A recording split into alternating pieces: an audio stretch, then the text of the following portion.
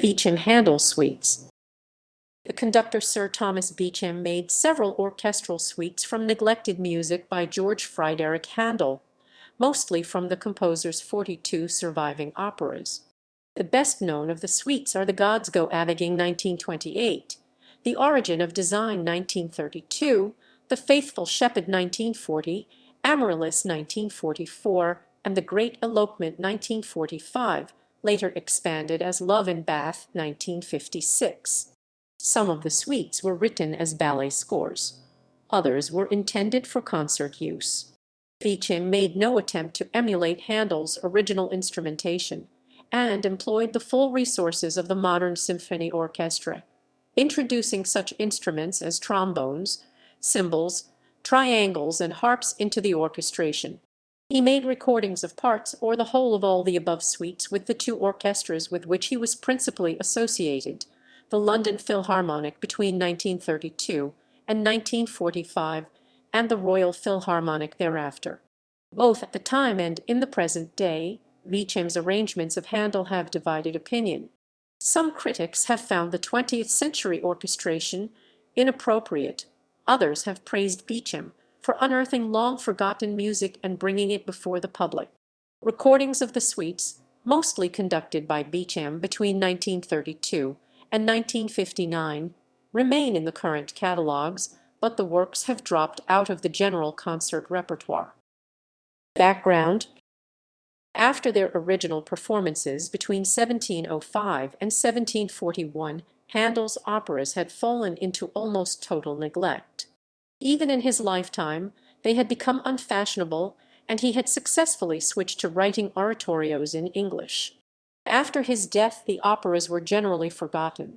The writer Jonathan Keats summed matters up: conventional wisdom, aka cultural indolence and incuriosity, long ago decided that they were resistant to any serious presentation on a contemporary stage. The standard Baroque aria form, with its reprise of the opening material after a middle section in a different key, was felt to be a strain both on dramatic credibility and on an audience's ability to stay awake. The plots, with their female warriors, magic islands, and long-lost brothers identified by strawberry marks, were fatuous, happening in a classical never-never land inhabited by people whose names, Bradamant, Cleophide, Polonezzo, sounded like Formula One racing cars or different types of pasta sauce. There were no choruses worth speaking of, and hardly any ensembles, while the orchestra was just a mimsy little combo of fiddles and oboes. Audiences in the 19th century and the first half of the 20th were unaccustomed to harpsichord-accompanied recitatives as numerous and lengthy as those in Handel, and the Baroque convention that operatic heroes were performed by castrati was viewed with a mixture of horror and amusement. Keats quotes one Handel scholar as saying, "Nowadays there is no humane answer to the castrato problem." There were occasional attempts to revive Handel's operas, but they were rare and were generally regarded as curiosities. Beecham was among the few who were familiar with Handel's operatic works. He owned scores of 37 of the 42 surviving operas and annotated them extensively. He frequently programmed individual arias from them in his concerts.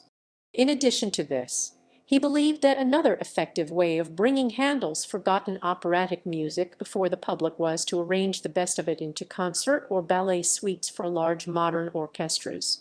Like Mozart before him, he had no hesitation in reorchestrating Handel's music to match the available orchestral forces and current musical tastes.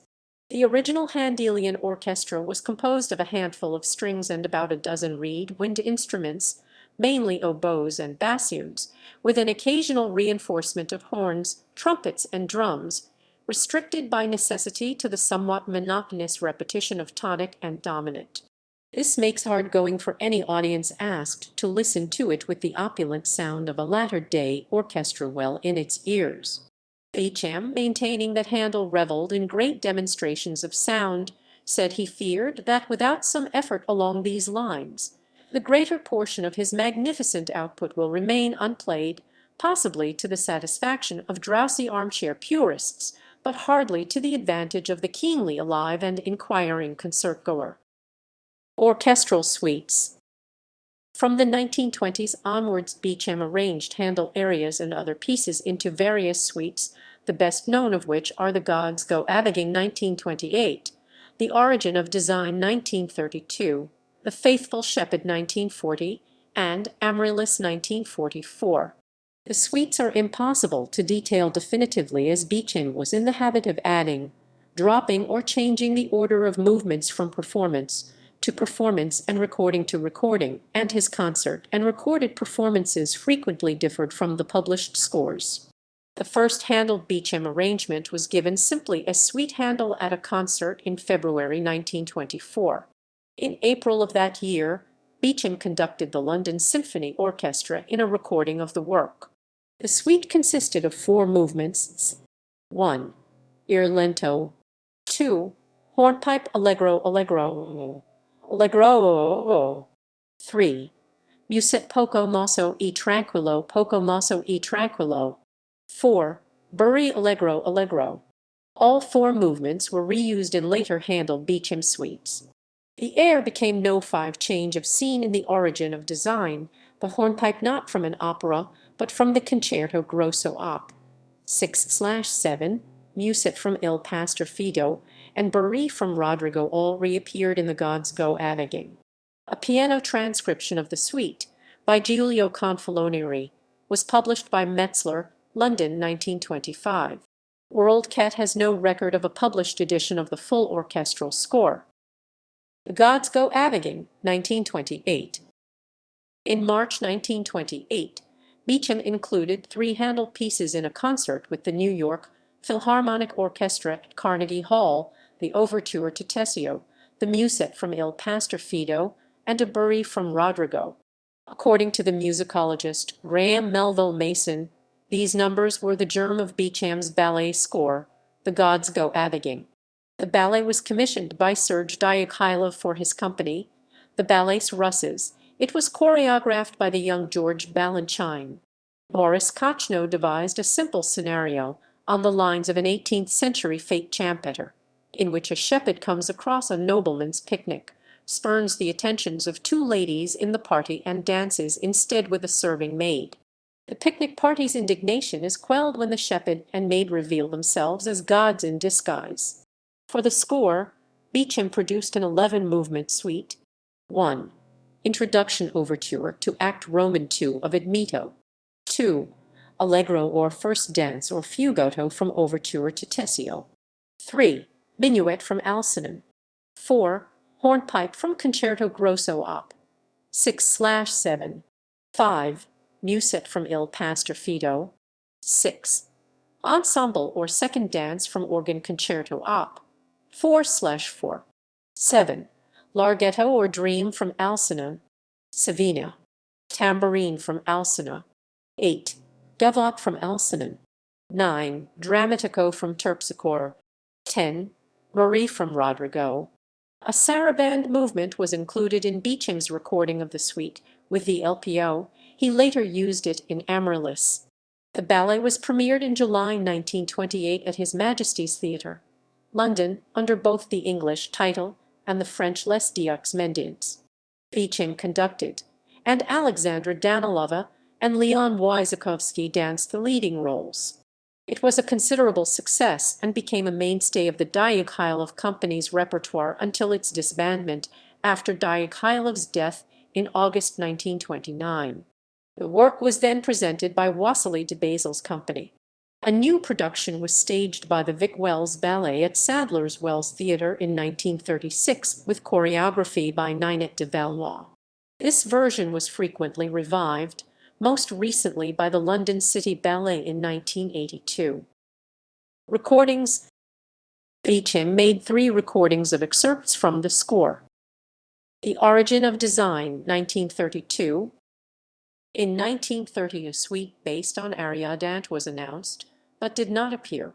Melville Mason suggests that Beecham used much of it instead in a ballet score for the Carmago Society, A Woman's Privilege, choreographed by Trudel Dubsky. It was a comedy about exchanged brides, and featured what the musical Times described as a pair of low comedy ants reminiscent of pantomime dames. The Daily Telegraph described it as amiable nonsense full of sprightly movement, grotesquely at variance with the beauty and texture of the music. After the first performances, at the Savoy Theatre in November 1931, the ballet was not seen again.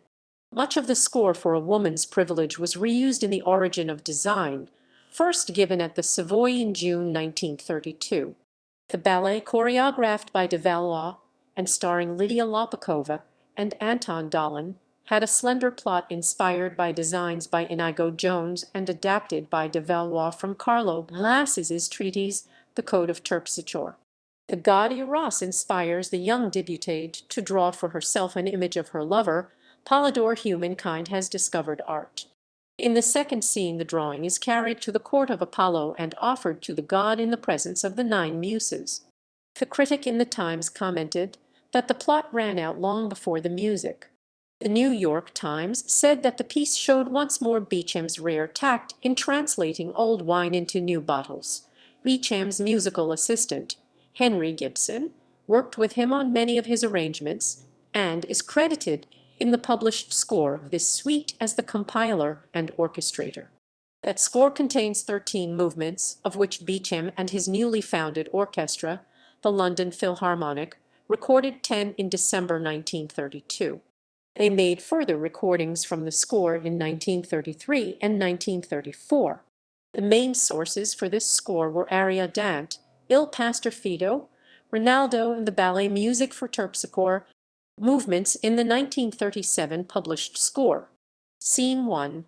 Eros and Debutate Origin of Design. 1. Prelude Allegro Moderato. 2. Musette Lentement Andante. 3. Rondo Entrance of Eros and Attendance Moderato Gesto. 4. Pas de Deux Eros and Debutate Allegro Moderato. 5. Air Lento Change of Scene Lento Espressivo. Scene 2. Scene 2. Ooh, ooh, ooh, ooh, 2, 2, 2. The Court of Apollo, the Dedication. 6. Ensemble and Fugue-headed Debutate discovers Polydore at the court of Apollo Allegro, presentation of Debutate and her design to Apollo, and the Muses Allegro scherzando. 6. A rondo dance of Eros, joined by Polydore and Debutate Moderato. 7. Andante quasi allegretto Polydore, Debutate and their friends with the attendants on Eros. 8. Polydore's dance andantino. 9. Scherzo Debutate's dance vivace allegro. In this suite the movement is arranged for woodwind and pizzicato strings. 10. Siciliano Polydore and Debutate andante, Gigue Eros and attendants with friends of Debutate allegro. 11. Dance of the Muses allegro con brio. 12. Finale. The Court of Apollo Allegro piumoso presto. This contrasts with the suite recorded by Beecham with the LPO in 1932. 1. Barrie from Ariadante. 2. Rondo from Ariadante. 3. Gigue from Terpsichore. 4. Minuet from Il Pastor Fido. 5. Scherzo. 6. Sarabande. 7. Ensemble. 8. Musette from Ariadante. 9. Battle from the Sinfonia Bellica, Giulio Cesare and Orla Tromba and Battaglia, Rinaldo, and Finale from Ariadante. The Faithful Shepherd, 1940, he 40. Of all Beecham's Handel suites, this one bears the closest resemblance to the composer's original work. Il Pastor Fido was first performed at the Queen's Theatre, Haymarket, London in 1712, and revived at the same theatre, by then called the King's, in May 1734, and again later that year. As well as revising the main text, Handel added a ballet, Terpsichore. Most of Beecham's suite is drawn from first and third of Handel's original scores. 1. Introduction and Fugue from Terpsichore. 2. Adagio from Il Pastor Fido 1712 version. 3. Gavotte from Il Pastor Fido 1712 version. 4. Barrie from Il Pastor Fido 1734 version. 5. Musette from Ariadante, and later he shall feed his flock from Messiam, Messiam, Messiam, Messiam, Messiam, Messiam, Messiam, Messiah. 6. Minuet from Il Pastor Fido 1734 version. 7. Pastoral from Non Tardate Parneso in Festa, and later Dryads, Sylvans from the Triumph of Time and Truth. 8. Finale from Ballo and March, Il Pastor Fido 1734 version. Amaryllis 1943. This score, which extensively reused the music of Beecham's earlier suites, was arranged while he was in the U.S. between 1941 and 1944.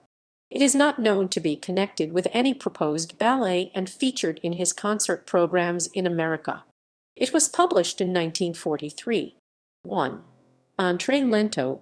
2. Vari allegro from No One in the Origin of Design. Origin of Design.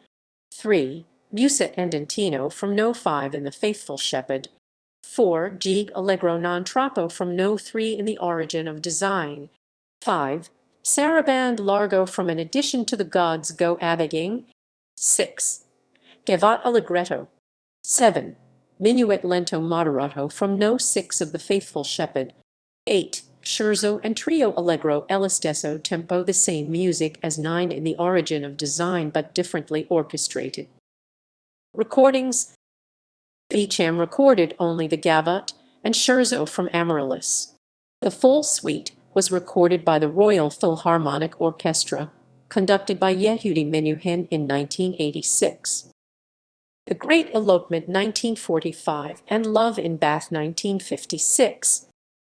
Beecham's last suite from Handel was arranged for a projected ballet to be entitled The Great Elopement. The scenario, conceived and written by Beecham, is loosely based on real events. Set in 18th-century Bath, it depicts the love affair and elopement of the playwright Richard Brinsley Sheridan and Elizabeth Linley, daughter of the composer Thomas Linley, in the elite society of Bath, presided over by the dandy Beau Nash.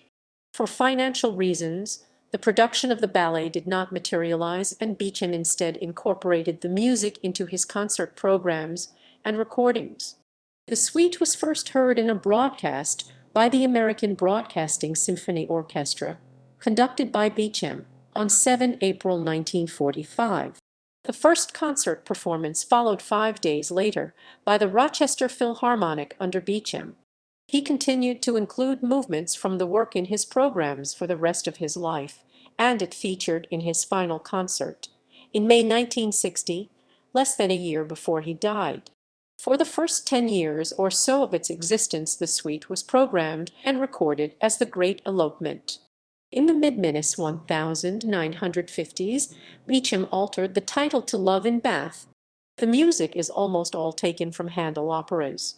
For this ballet, he exhumed forgotten numbers from, among others, Ariadante, Il Pastor Fido, Parneso in Festa and Rodrigo, adding at the climax the only well-known number in the score, the Largo Ombra mai fu from Circe, transcribed for the full orchestra. Notes, references, and sources.